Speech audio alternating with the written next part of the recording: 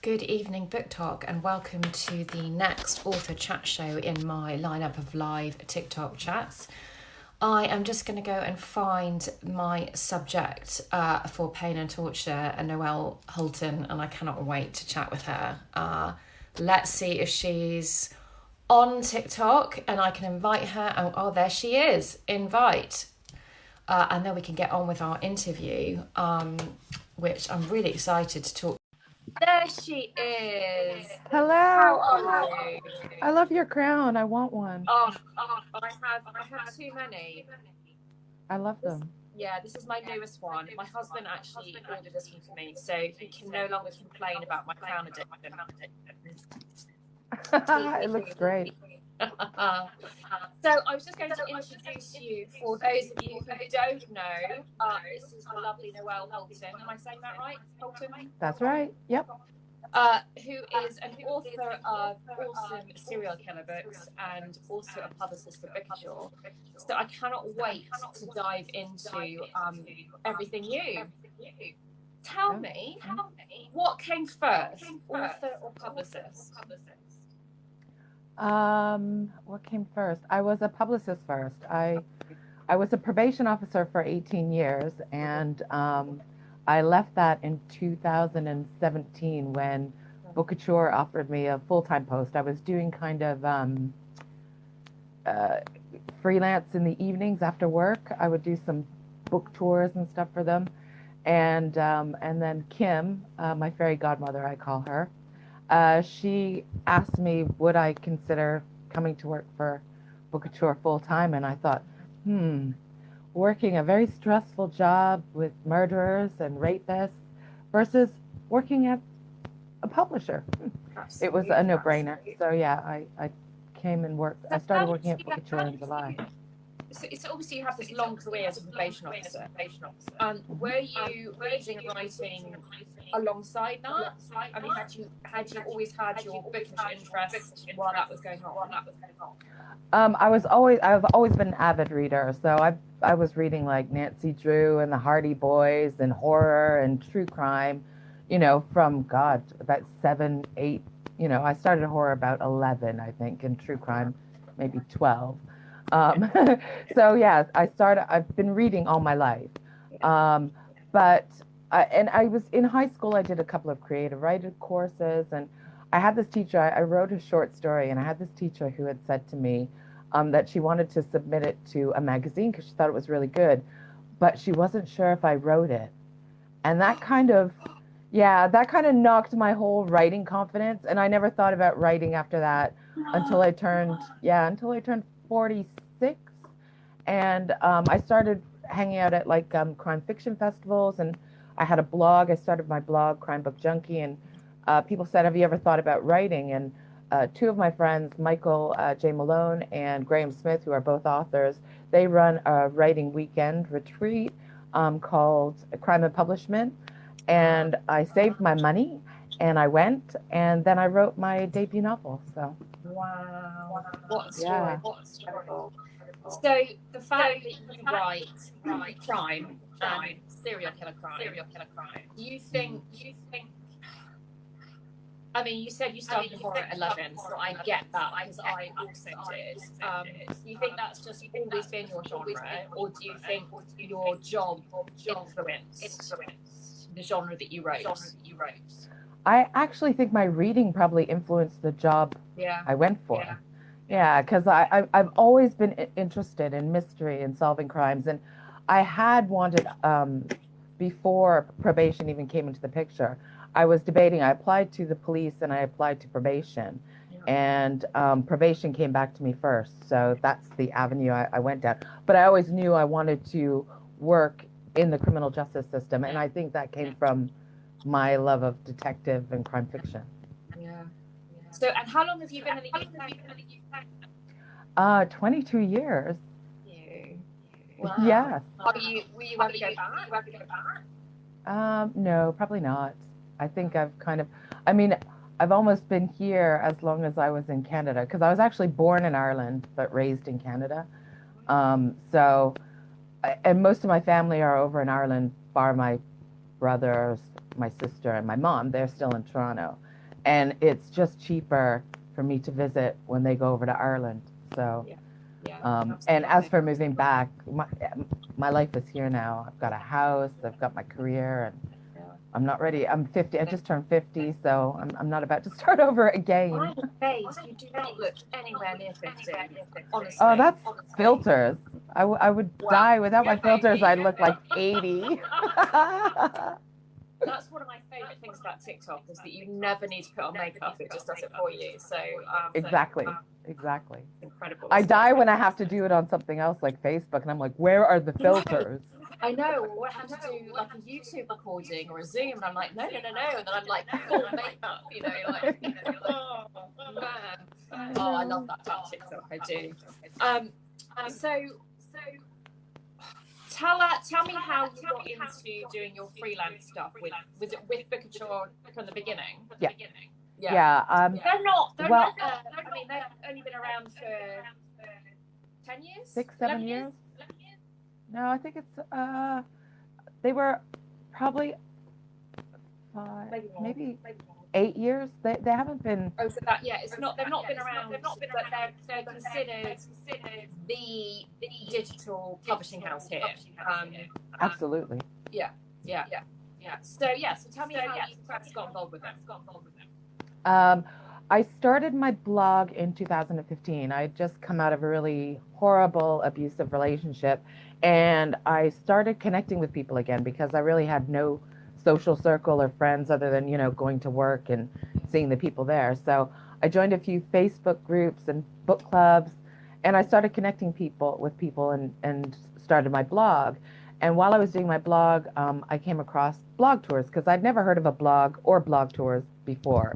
It was like this new phenomenon to me. So, and Bookouture were doing a few blog tours. So I signed up and I reviewed on my blog some of their books. And I think it was in 2016, I saw Kim, the head of publicity at Harrogate, the crime fiction festival. And I jokingly said to her, oh, do you have any jobs going? And she kind of looked at me and said, well, actually, let's have a little chat. And I said, okay. And she said, would you be interested in doing some, a couple of projects? And I thought, oh yeah, definitely, So I did that for probably about 6, 7 months. And then I started working with some of my favorite authors, Casey Kelleher, Mel Sherratt, Caroline Mitchell. These were people who I was reading their books and totally fangirling over, and to be told, yeah, you can work on their books. I thought, oh my God, this is perfect. So, and then Kim, a couple of months later said, we might have a full-time position coming up. Would you be interested? Wow. She took me down to Bookouture. I interviewed with her and Oliver Rhodes at the time, who ran Bookouture. And I was at actually a book festival, a book launch, Mike Craven's book launch for one of his books in Carlisle. And I was sitting outside having a coffee, and Kim called me and said, okay, I have some news for you. And I was like, what? And she goes, we'd like to offer you a job. And I just screamed and I went, I'll take it. And she went, well, hang on, let me tell you what, and I was like, no, I don't care. I will take it. And that was in May 2017. So then I handed in my notice, and I've been working with them ever since. It's a dream job. What a story. That's incredible. Yeah. Incredible. Yeah. And never looking back. It is total dream job. So do you, as a publicist, do you work on particular genres, or across the board? They know that crime fiction is my thing. So I mainly work on crime fiction, but I also have worked on fantasy.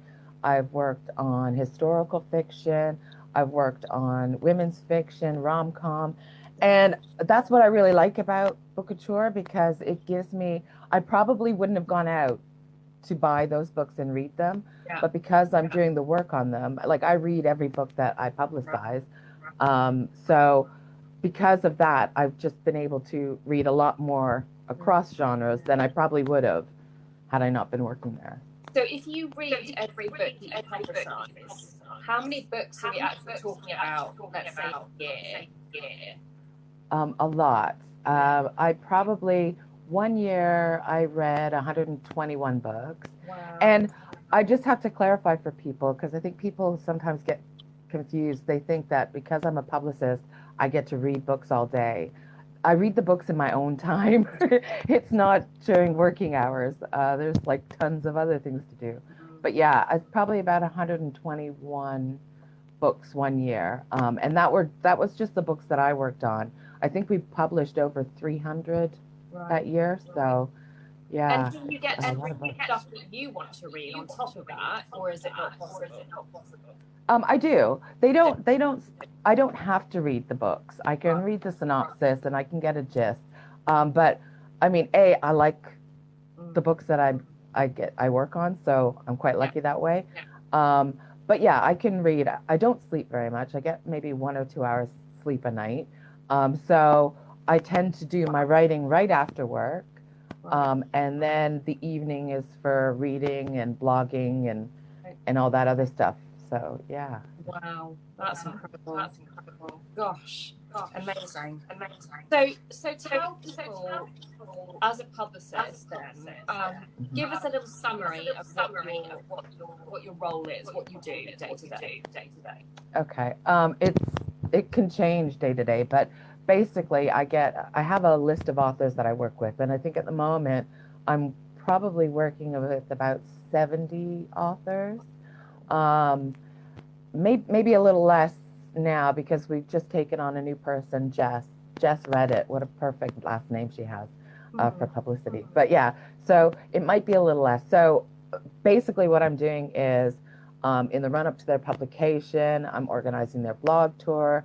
I'm looking at PR opportunities, online book clubs that they might be involved in.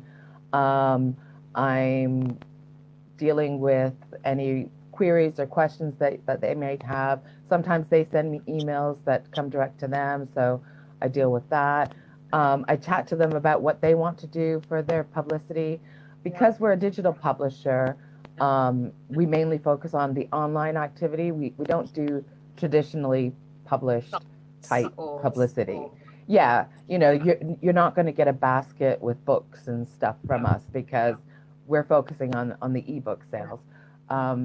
So yeah, it's so weird trying to figure out what I do because I'm really busy, but trying to tell you what I do all day, it's kind of like, actually, it doesn't sound like I do a lot, but I do. Do you find that developing relationships with particular people, whether they're in the press or with bloggers, I mean, obviously that must be a really important part of, every time you have a new author saying, well, I think you're really going to like this one, or knowing the right people to go to get your client the right exposure, I guess.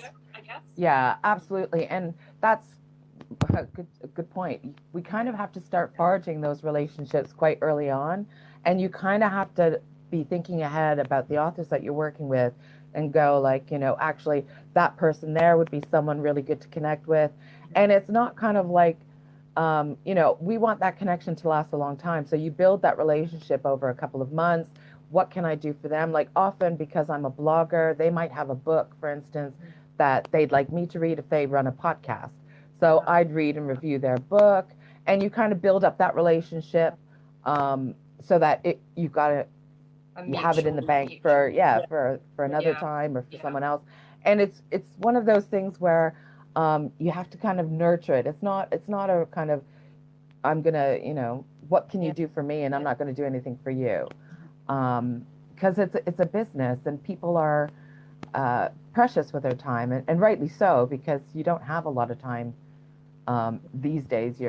People are busy working, publicizing, marketing, all that kind of stuff. So yeah, but it's fun to do because I've made some really good friends as well. Like when you go to crime festivals, you're networking with a lot of the agents as well, and you get to meet a whole bunch of people that might be interested, the readers who you might not have come across, because online you have certain groups that may have the same people within the kind of groups that you're in, but when you go out and you meet people, they bring friends, and these people might not be on social media, so there's so many people that aren't on social media. I know.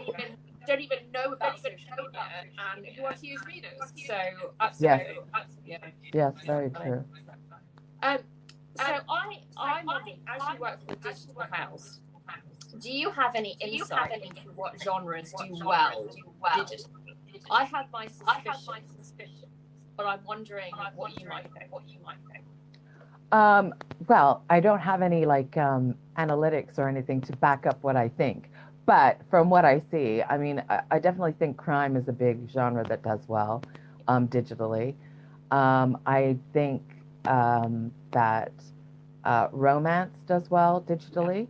That's the two I was going to say. Yeah, I think like the sci-fi and fantasy and YA probably do much better physical copies because of the reading, the age of the readers who tend to be slightly younger, and who kind of like, I mean, I know for us, for instance, we always are getting requests when we do like a YA book or even we had a few fantasy books where people wanted a physical copy to show on their Instagram, and we're like, we're a digital publisher, so no, not gonna happen.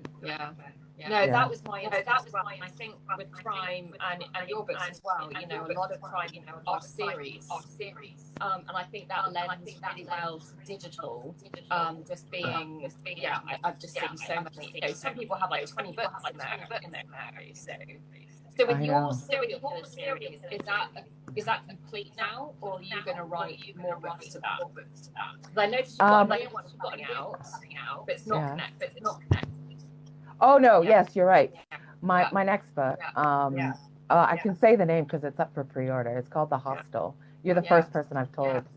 So there you go. Well, I saw it because I was doing a little bit of Googling and I saw it and I thought, and then it made me think of, have you seen that horror film, The Hostel, with the backpackers? Yeah. But this is a probation hostel. Oh. Yeah. Interesting. Like it. So is this going to go into another series, or is this standalone?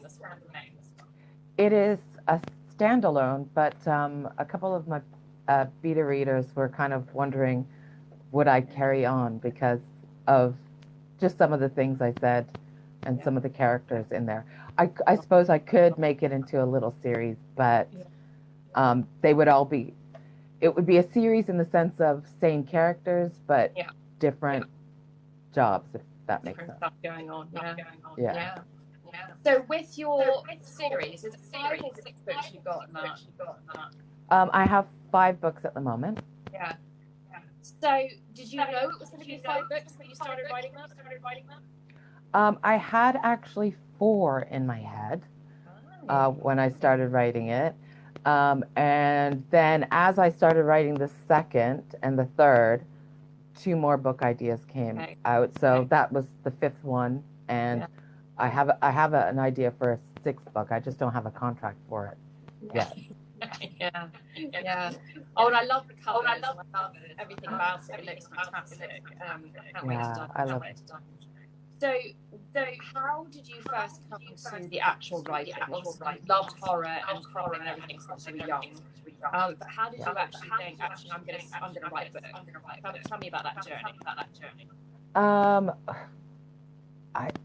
I think it was just after Crime and Publishment. I wrote my synopsis, my prologue for Dead Inside. That's the first thing I'd ever written other than my dissertation. My dissertation was 30,000 words for my master's in criminology. And I thought that was so hard to write. And I thought, how the heck am I going to write? Where did you go? I went to Middlesex University in London for my master's in criminology. I did psychology, but my dissertation was only 6,000 words. So I could mine was a big one on sex offenders. So there was a lot to cover. Yeah.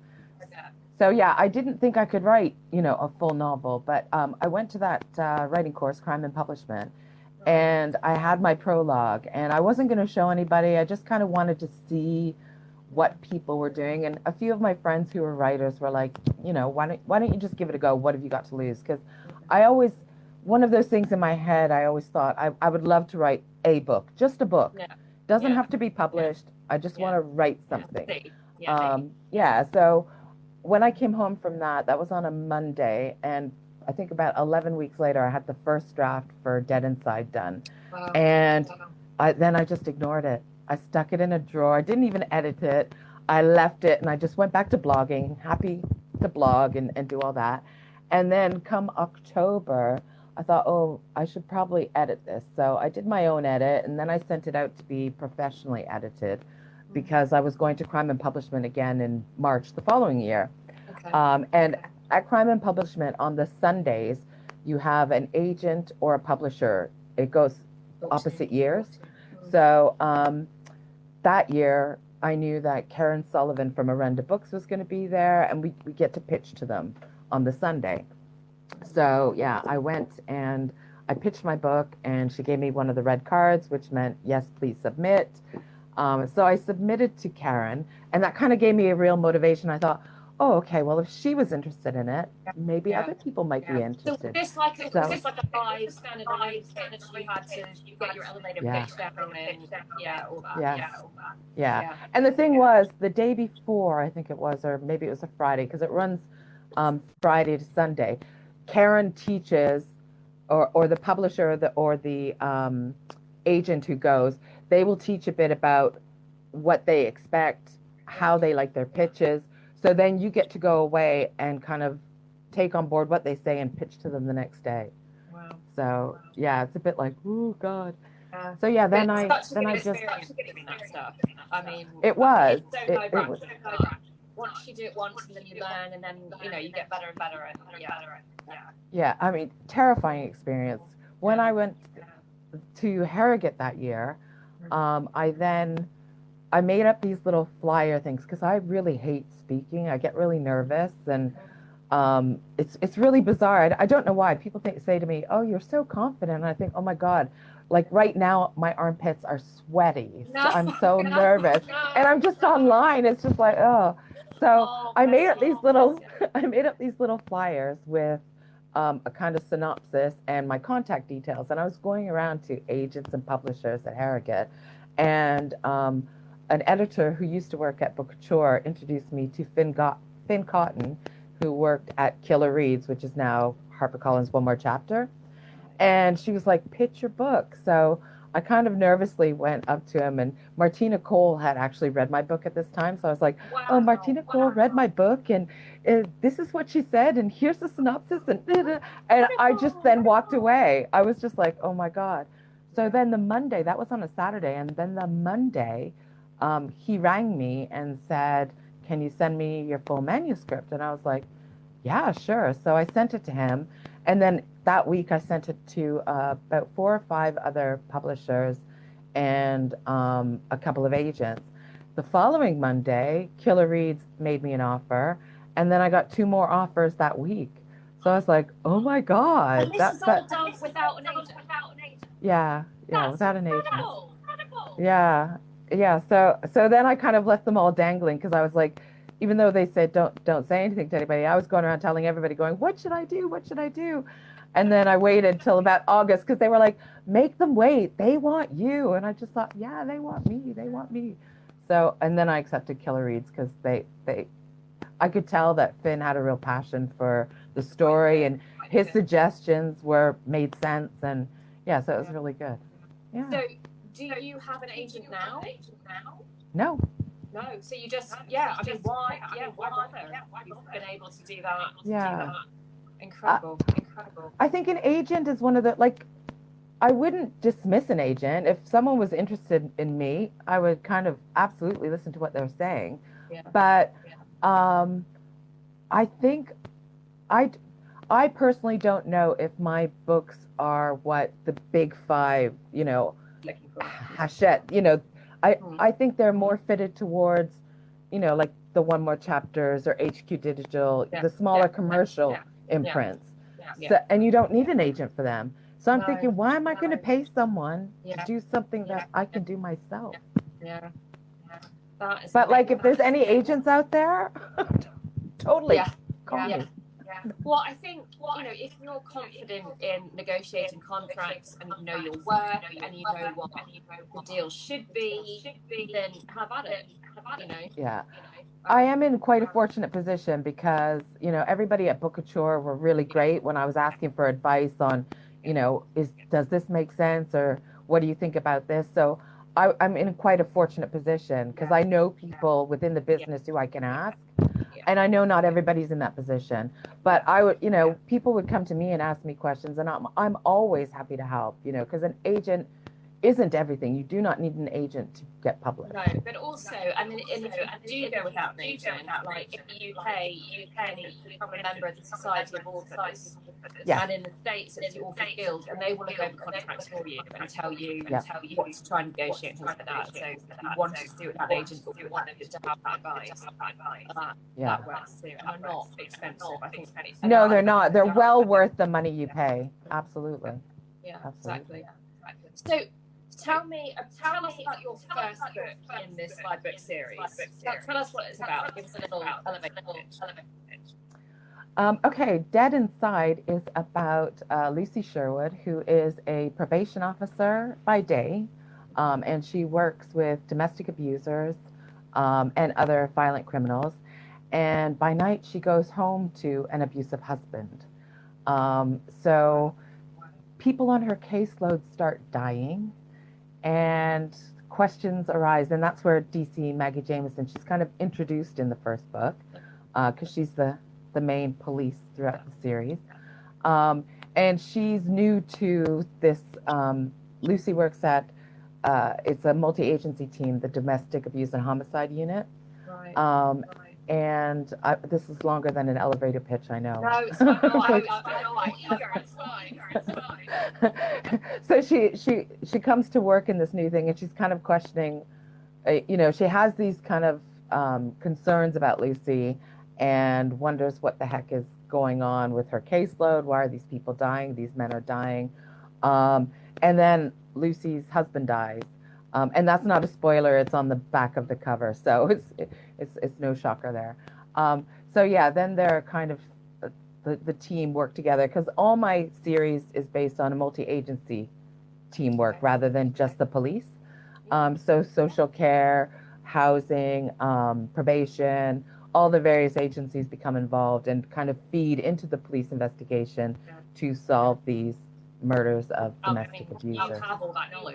And to me, that just sounds like a headache for research, but obviously you've been in that world. It wasn't, because Lucy was kind of mean. My ex, for 13 years, I was with a very abusive man while I worked at probation. And I did laugh at some of the reviews, because they said things like, a probation officer wouldn't be that stupid. Yeah, I just thought, I remember one of your TikToks about that a while ago, and you always get criticism. I mean, I write a lot about mental health, so I've had anxiety and all sorts of people saying, oh, well, she obviously doesn't know what she's talking about, she's never experienced anxiety, and it just makes you laugh, because you think, well, more for you. I know. And I think people like to put things in a box, so they look at, like, for instance, domestic abuse as someone just getting the crap kicked out of them. But it actually encompasses a whole lot more. There's emotional, and yes, there's physical, there's sexual, there's financial, and I had it all. So I think I come from an experience of, a background of experience, not only from my day job, but from what I went through. So. Well, done for getting out of it, and then putting it in perspective and being able to deal with it. And getting a bestseller out of it. Yeah. And so I'm assuming that you wrote this book. Maybe it was slightly cathartic for you. Yes, absolutely. There were times when I was writing it.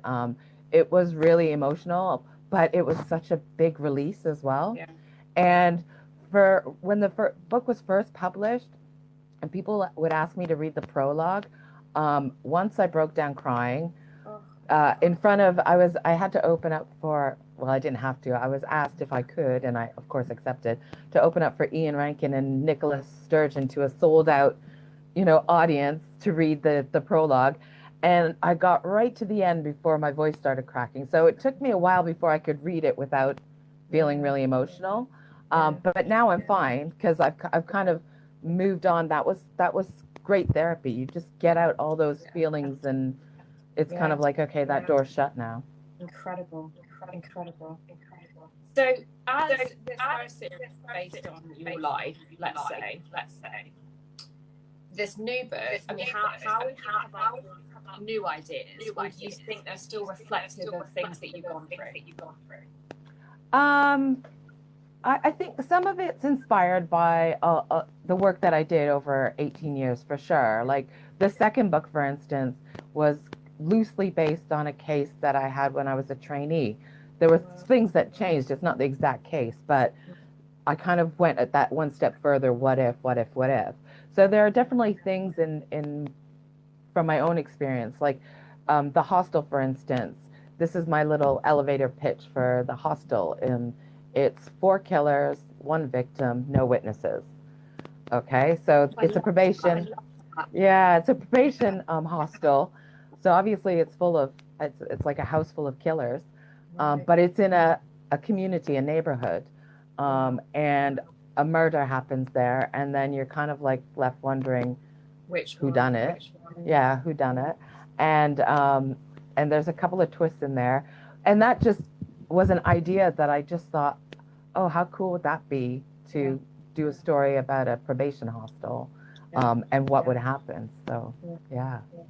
Well, next, I think you might be the person to write my great aunt story. My family's American. My great aunt lives in Sonora, California. She was the first female prison warden at maximum security prison in the US. Amazing. Yeah. That she has a lot of stories. Yeah. 5'2" and tiny, but she commanded so much respect. She was on 60 Minutes. They've done so many things on her. She's incredible. Oh my God. I am going to Google now. Yeah, her name is Mitch Carroll. Excellent. She's incredible. She is incredible.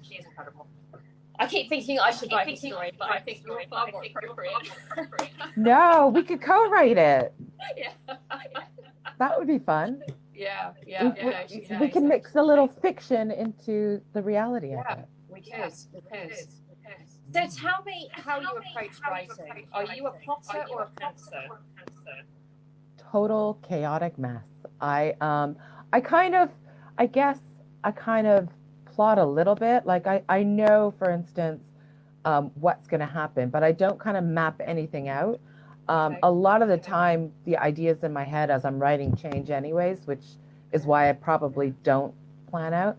But I literally write whatever's in my head, whether it's chapter 5 or chapter 50. So yeah, I know people look at me like, what?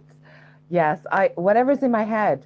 I always have my beginning and I always have my end for some reason. I know that, but the middle just comes out. You go right, chapter 3, chapter 10, chapter 20. How do you connect all that? I print it all up, and then I sit on my floor. And I go through and kind of look at it going, okay, where does this need to be? So then I put that together where I think it needs to go. Then I change it on the computer. Then I send it to my Kindle and read it. And I usually get the order pretty much right. It is like just a chaotic mess. Writing the book is not a problem. It's the editing that takes me the longest, obviously. Yes, I think that pantsers probably have to spend longer editing. As a gross generalization. I still hate editing though. Editing is not my happy place. No, me. I think I get my next edits back the end of February, and I'm not looking forward to them because I found writing this latest book within the COVID era very, very hard. I just my motivation and inspiration wasn't really there because I wasn't around my book people, my tribe of people, and I normally see them 4 or 5 times a year, and they give me that inspiration and kick up the backside. Whereas it's just not the same seeing someone on Zoom or. So have you addressed COVID in your book? No. No. It's a decision that people have to make, especially things in the contemporary period. You either lean into it or you don't. Do you know what? I'm really bad because I don't even make any real timeline comments either. Like, I'm so bad at timelines that I leave kind of, people might be able to guess the time of year I'm thinking because I might say there's leaves on the ground, but I don't say whether it's summer, fall, winter, or spring. I don't say whether it's, usually I don't say whether it's Monday, Tuesday, Wednesday, Thursday, or the month. You know, I might say a couple of months have passed because I'm so crap at keeping a timeline in order that I just don't put one in. It's weird. That's funny because I often use the weather to add to the situation. So, for instance, I've been working on a YA horror, which is set with 16 doing their Golden Duke of Edinburgh Award in the middle of a heat wave, and they're being hunted by a serial killer. But the heat adds to their rattiness and their dehydration and all those things. So for me, it was important to establish it's summer. But you know, the year doesn't matter. That doesn't matter. And I use snow and ice to obstacles. That's really interesting. And it's a technique I always rely on to add some sort of depth, but it all depends on what you're talking about. Yeah, I mean, I definitely do mention certain things like it's cold or whatever. So, but that could mean it's late or early October, or that could mean it's late or early spring. So I just don't specify, unless, I think there was one book where I mentioned snow or ice or something. I can't remember though. Fascinating.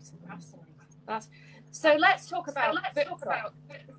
How did you discover book talk? COVID lockdown, I saw lots of people talking about it on other social media sites, and I was curious, so I kind of signed up. I didn't do any videos for months and months and months and months, and I just started looking at things. Videos were coming up, and then I saw something about books, and once I clicked on the book, all these other book talk, you know, readers, authors, writers, and I was like, oh, this is where I need to be.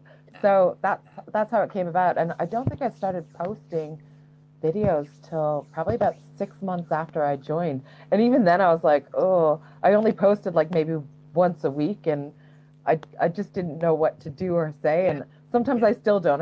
I do struggle with what am I going to do? Should I do reviews? I hate my voice, so I don't really want to do reviews. But I did one the other day, and I was like, God, you just waffle on. People aren't going to want to sit and listen to you talk like that. So I'm not sure I'll do reviews. I don't know. I just haven't found my place yet. What your thing is. I've gotten used to my voice now. But if I'm posting something and like my husband's around, I don't want to. Yeah. So there's that level. But I do a combination of things about my books. I look at what I'm reading. I do reviews. I do write tips, and I do silly stuff. And there is I can't even remember what it is. There's an email I get every week that tells me what the latest trends are on TikTok. Oh, right. So I've started looking at this to see how I can adapt them to my world. And I've noticed that what other people have been doing, because we'll all come out with the same sound, same day. So I feel like you know, that just gives you ideas. I think. I sometimes save people's videos thinking, okay, well, how can I change that around to my book or whatever? And I follow Claire McIntosh, and she's brilliant. Her videos are funny, and Fiona Lucas is brilliant as well. And I watch a lot of yours too, so it's kind of like I've got all these saved, you know, videos, and I think I need to do something. I want to start. But it's being, I think, because I was like, funny is not really necessarily my thing. And I'm quite happy just to be real, talk, you know. But then, you know, when I started finding these sounds and getting into TikTok, I found ones that I was comfortable with. So I think it's all about being comfortable, just figuring out, oh, I can do that. When I get an idea, oh yeah, that'll work. You know, but not trying to force it. You know, I just see where you are. I think you're right. It's one of those things that, and the thing is, you can kind of play about. I think Book Talk's pretty safe. If you manage to stay on the side of Book Talk, you're pretty safe experimenting a bit. If you kind of get thrown out onto someone's FYP who have nothing to do with books, I think that's where the danger lies. But knock on wood, that hasn't happened to me yet. No, me neither. I don't think I get thrown out very many places. So no, nor me. So I wanted to touch on marketing. Now, obviously, you are traditionally published. So is that something that your publisher handles in its entirety, or how do you get involved in the marketing of your books? I think that's another thing that people are misled about in terms of traditional publishers. My publisher might put a tweet out, maybe a Facebook post. They'll announce when the book's on NetGalley. And of course, they'll do the paid advertising for if there's a BookBub or something. But the rest is really up to me. Okay. So do they expect you to do X amount? Well, I think the expectation is if you want to sell your book, yes, do whatever you can to get it out. Yeah, they give you you get a little booklet with some suggestions on, what you can do to enhance your social media profile and kind of get out there. But it's stuff I already knew because I work for the best publisher ever. Well, there you go. Yeah. Well, and you've got that. My boss is here, so I've got to say that. To help, so you have this. Yeah, and sometimes I think that can go against me because they might assume that, oh, well, you're a publicist anyway, so you won't need our help. Yeah. But publishing and publicizing and working with other authors is a lot different to getting your own book out there. What do you think? There's anything that you've done for your book that has really helped with sales? No. I wish my sales were better. It's such a saturated market. It's hard. I try and kind of spread myself across a couple of social media platforms for one, so that, if people aren't on Facebook, but they're on Instagram, I pick up new readers there. My following grew a lot on Instagram, and I got seen by a couple of book clubs on Instagram and asked to go and speak at their book clubs. So I try and spread myself across a few social media. But, my own advice to people is don't spread yourself across if you're not comfortable. You have to kind of know that platform. And I'm lucky because of my job, that's what I've learned, because I had no publicity background before I joined Bookouture. It was just kind of, Kim taught me a lot, and I had a bit of training, but it was kind of learn as we went along. And so I would say to an author, for instance, like, if you're really great at Twitter, focus on Twitter. That's where you're going to find your book people. Don't try and spread yourself across a bunch of others where you're actually taking time away from where a lot of your readership might hang out. Yeah, I think I hear that a lot too, and I for me, I think it works better for me to do all of it, unfortunately. Although I do think TikTok has sold more for me than anywhere else, but I use them for different things. And I know people that have had, like, Twitter sells them, loads and loads and loads. Twitter does nothing to me. It's my office more than anything else. Instagram. Whereas BookTok, I feel like I've sold a lot more. But and I think it's genre dependent, the platform that we're on as well. So I was going to say BookTok for me hasn't been anything other than expanding my friendship circles and fellow bookworms. And I do think I saw someone say the other day, actually, and it really makes a lot of sense, that in terms of social media and being on platforms, don't think you're going to go on and sell all your books. What you want to be doing is forming those friendships, finding your readers, establishing those relationships, and the book selling will come naturally from that. It's not about pushing your book out there. So for me, coming on platforms like this is definitely more about, I want to connect with people who like reading crime fiction, who like true crime. If they want to try my books, fantastic, but I'm not going to say you must buy my book to be my friend. Absolutely, I totally agree. Although it helps. No, I'm kidding. I mean, obviously there's a certain amount of self-promotion that you will want to do, but organic growth is so much better than follow parties and all this kind of stuff, because you really only want people who are genuinely interested. You know, I'd much rather have my 2,000 followers who really want to know me than 10,000 followers who just you know, followed me because of a viral video or something. So yeah, because when I first joined Book Talk, TikTok, I saw those follow parties and I thought, ooh, I went on, I liked all the people, I followed all the people, and nobody followed me back. No. And I just thought, oh, this is BS. So I just unfollowed them all, because when I looked at their videos, I thought, I'm actually not even interested in what you're doing. So why did I do that? Yeah. You've got to have that community, don't you? Absolutely. Right, we've got fun questions, or not. As a writer, what would you choose as your spirit animal? Ooh, my spirit, probably a cat, black cat. Do you have a cat? I had a cat and I had a dog. In fact, my debut was dedicated to my dog. Oh, that's so lovely. Yeah, he died just before it came out, but I had read him the manuscript about 50 million times, and his eye rolls and sighs and looking at me like, again. So I had to dedicate it to him because he was brilliant. That's amazing. I'd never thought to do that. I love that idea. Fantastic. Okay, if you could only eat one meal and drink one drink for the rest of your life, doesn't have to be healthy, what would you go for? Drink, definitely coffee. A toss up between gin and coffee, but I don't want to be an alcoholic, so I'm going to say coffee. And food, peanut M&M.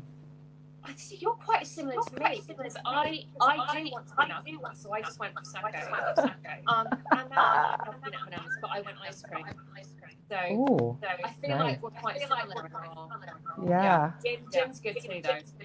I like that. Okay, so what is your favourite colour?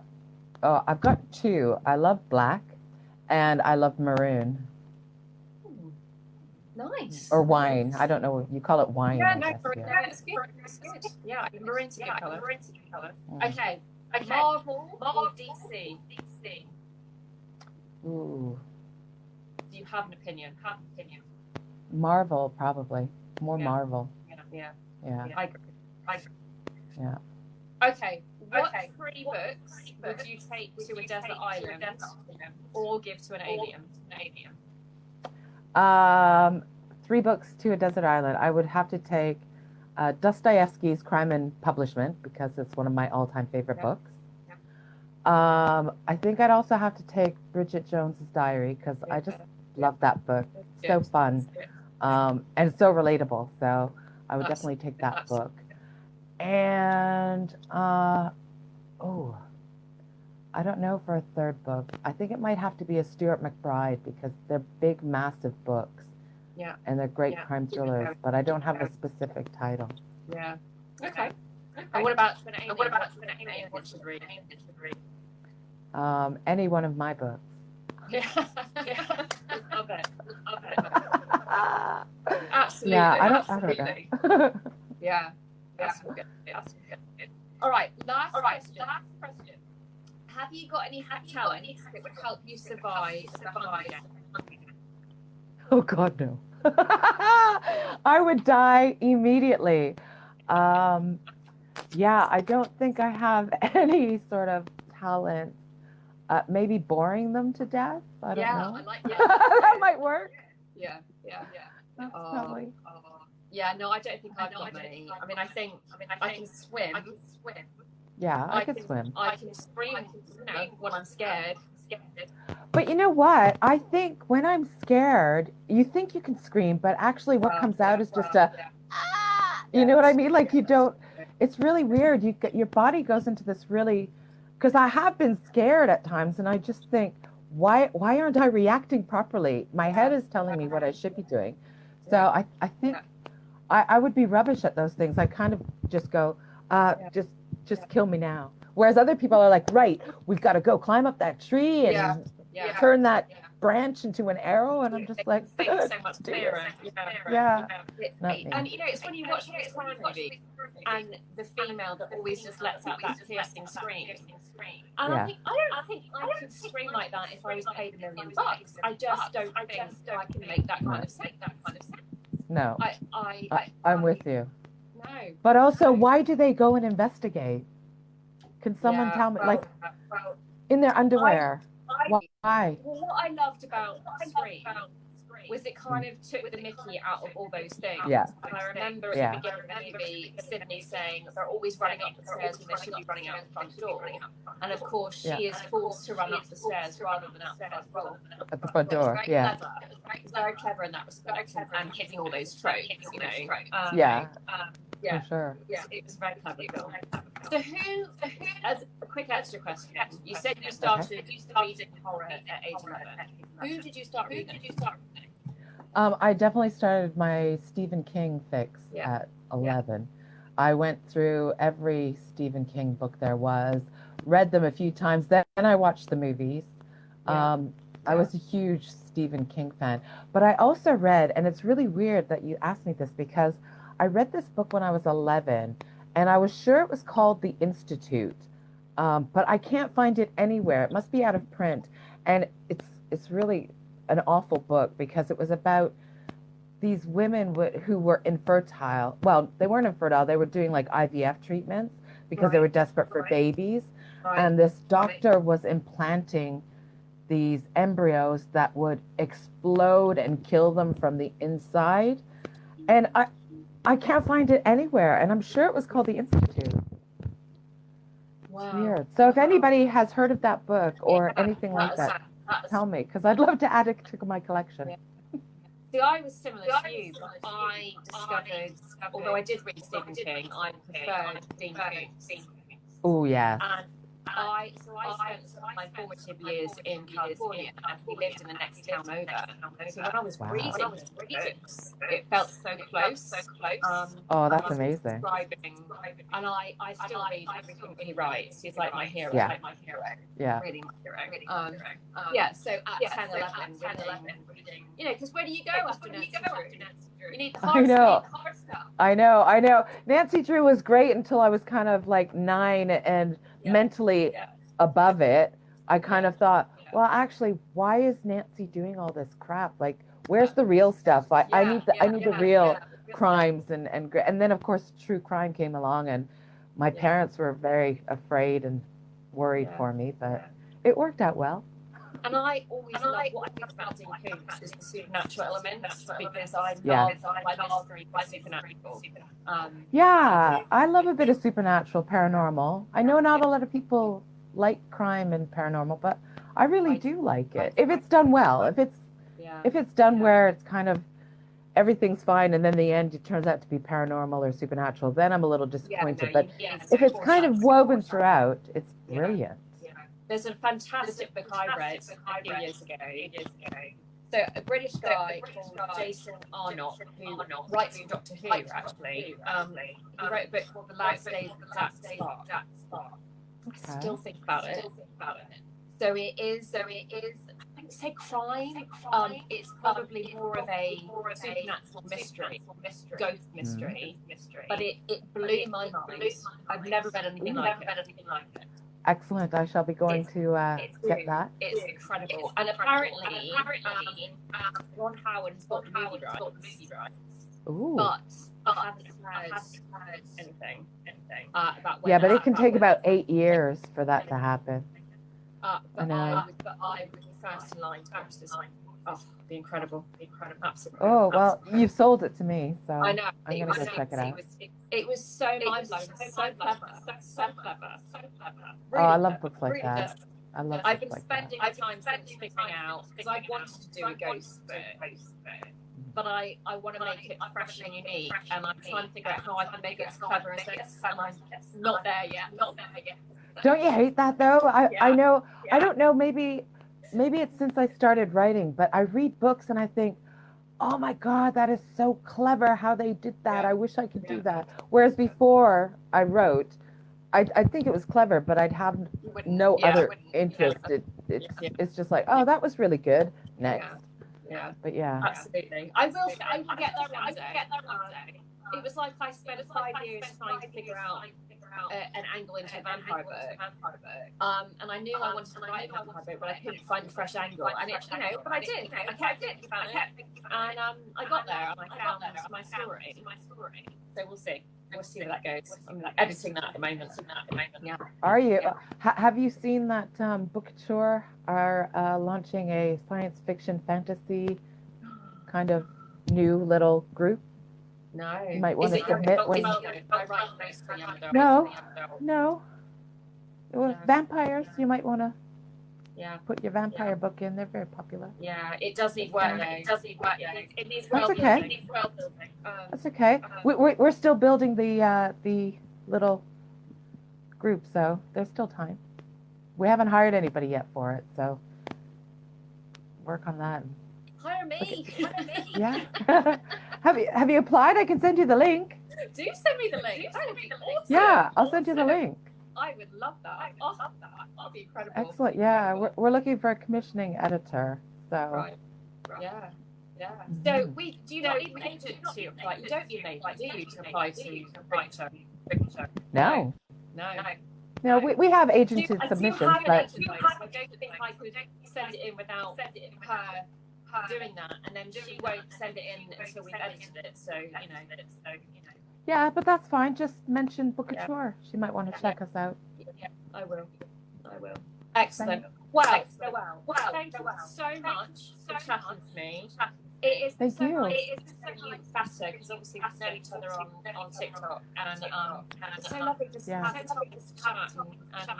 ask questions and learn about yourself. Absolutely, and maybe one day we'll meet in real life. That would be great. Where are you? Where are you based? I'm in North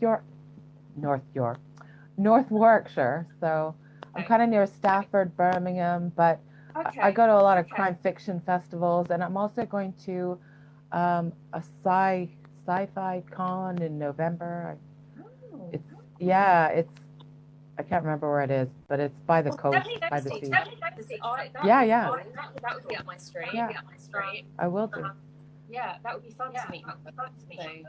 Yeah. Yay. Where are you? I am in Guildford, so southwest of London, southeast, south somewhere. Not far from London. So, excellent. I'm I go down to London every now and again. That's good. There's lots of bookish stuff in London as well. Into London, so it's not far. Excellent. It's not far. Yeah, well, maybe let me know. One day then. Yeah, absolutely. All right, thanks for having me. I will let you go, and I will go put my children to bed. Yes. And we will talk soon. Okay, thanks so much. Right. Thank you, my love.